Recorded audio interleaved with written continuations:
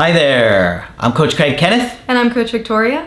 And in today's video, we're going to be talking about do this before getting back with an ex. All right, guys, you better pay attention. Before we begin, I did want to say that both of us are available for coaching. So if you would like a one-on-one session to go over your situation, please check out the link in our bio or in the description.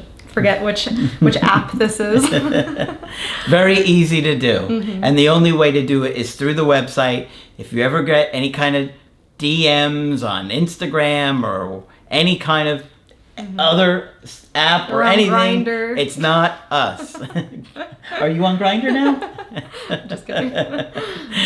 Yeah, so it's definitely not us. The only way to do it is to actually go to the website and sign up there. I've had people that had created fake Instagram accounts. They paid for an email coaching that it wasn't me. Yeah, over the years. So I always like to say only through the website. Okay, so what do you do before getting back with an ex? We're going to talk about this today because, you know, when you're going through that breakup, we panic, we're confused, we're angry, we're hurt, we're sad, we're vulnerable, we're going through all kinds of emotions, and we often do exactly what we're not supposed to do, okay? Everything inside of us wants to reconnect with our ex. We feel that separation anxiety. We want to die. We want to talk to them, and we don't want to give them the space, okay? But you have to understand that urgency that is going on within you. That is a biological component of being a human being. That is what makes us stay safe. Our connection with other people. Just like a bird, what is their instinct? They fly away. Or a turtle, they go in their shell, right? So what do? We have our connections to keep us safe. So you're feeling this desperate urge to reach out, do whatever you can to repair the space between you. But that often makes things worse, okay? And a lot of times we're so upset and anxious that we don't see our own issues and how our own attachment wounds are really causing us to make things worse. People that got a lot of love and attention and were really secure in their childhood, they kind of naturally are more resilient in these situations because they've been taught resiliency since they were a baby. But if you've been neglected, abandoned, didn't get your needs met, constantly left alone, all those things come up and we're afraid that they won't come back and try and repair our connection again. Right, and so now that you are single again, a lot of times the focus can be exactly that. How to get the ex back, you know, what to do in no contact, how to get my ex back quick. And so we're so obsessed with all of that that we forget we have a period of singleness now. We have an opportunity to do something that we couldn't while we were in a relationship.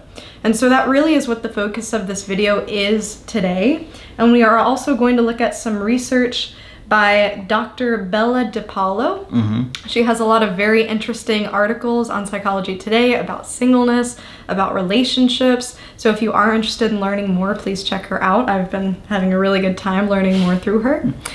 And so in this video, we're going to talk about some of these strengths of singleness and what you can do and really what would position you best for a healthy relationship that you cash in on now that you are single. Yeah. One of my favorite things about a breakup is how much we want to change and grow. When you're in a breakup, you're like, I am going to level up on a level that I've never been before.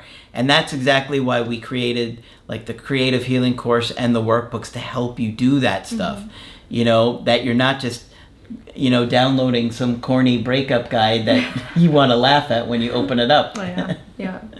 We got the real stuff that really helps you in this situation. Right. We want to challenge you to work on those core issues so that the next time you do have another chance with your ex or with someone new, that these same issues don't keep repeating. You know, we're not about quick fixes around these parts. Yeah. All right. Because even if they do come back, you're not going to be able to sustain it, which is what you really want. So the very first thing that you want to do is really focus on personal growth. And this is one of those things that Dr. DiPaolo has found that a lot of single people do. They tend to amp up their motivation. They tend to, reconsider a lot of the patterns in their life that are happening. And this is exactly what you want to do. So we encourage all of you to start by identifying your attachment style. If you don't know much about attachment theory or attachment styles, you are in exactly the right place. We have literally hundreds of videos on this channel, on our other main channel. So please check those out. Learn as much as you possibly can about yourself. The other thing that you really have an opportunity to dive in is your childhood and how you were raised. We know that this plays a huge part in relationships, and now you have that time to really devote to figuring out who you are and where these patterns came from. Yes, it's so true. And I remember conversations with Margaret many years ago that she was talking to me about stuff like this, and I was like, Margaret, how can something that happens to me at 2 years old have an impact on me at whatever age? Like, it's so crazy. And it didn't make a lot of sense for a long time. But the more we talked about it, the more I could see it with all the clients that we had, and just it made a lot more sense. But initially it's like, how does that make any sense? Why would that impact me? Yeah. It is confusing, but there is a lot to it. And sometimes as you go through this process, more and more memories pop up that make sense in the equation. And so really don't underestimate this work. Yep. I will also recommend during this time of singleness to go to therapy. Ideally it would be great to find a therapist who is versed in attachment theory and who knows about attachment in general and relationships. That is something that we do recommend, and something that can be tremendously helpful and really change your outlook on the world. Absolutely. And I know even 5 years ago, there wasn't hardly any information about attachment theory even back then, but now it's become a lot more prevalent. But we've been preaching it since the day I started the channel. Yeah. Because it really helped us understand why breakups are the way they are and why people break up all the time. But yeah, understanding attachment theory and working through your own issues is absolutely critical to reattracting your ex or having a great relationship with somebody new. So you got to do that work. Okay, this is another big issue for many people. You have to get comfortable with being alone.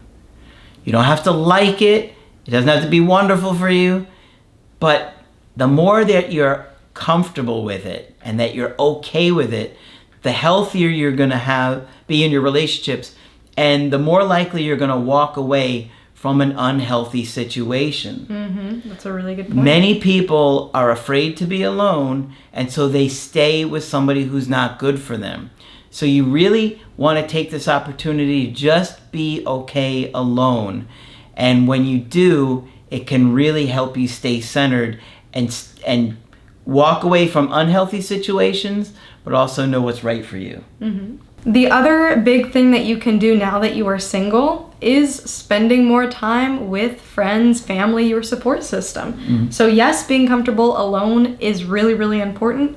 And also investing in those relationships that maybe you have neglected when you were together with your partner. Yeah, and oftentimes when you're going through a breakup, you realize how much you've neglected friends and family. Oh, yeah. And social support is such a huge marker of mental health.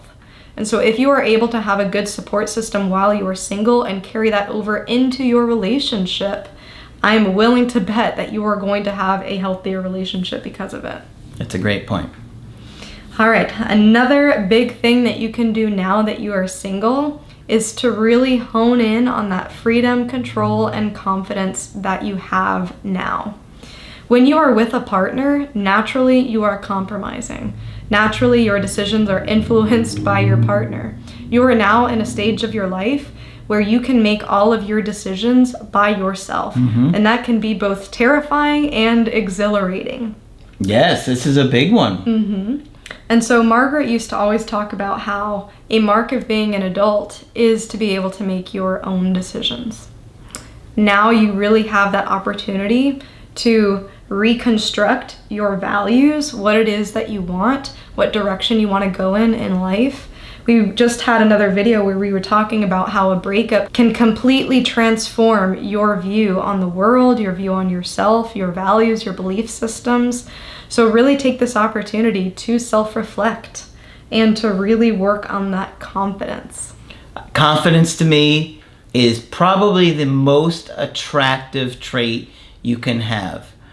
But when you have attachment issues, confidence is one of the big weaknesses, one of the big struggles is handling those things, handling that uncertainty. Right. And after a breakup especially, your confidence takes a huge shot. And so this really is the time to have that compassion for yourself, show love for yourself, and start building that confidence back block by block. And that can mean different things for different people. There's so many different ways of building confidence. I'm sure we have tons of videos on that too. But this is really the time to do that. You want to enter into a relationship in a stable place, in a confident place. You don't have to be perfect, but you do have to be in this state to where you are able to give and receive. Absolutely. Another point that I want to make is that you were originally attracted to your partner because of them being an independent person. It's so true.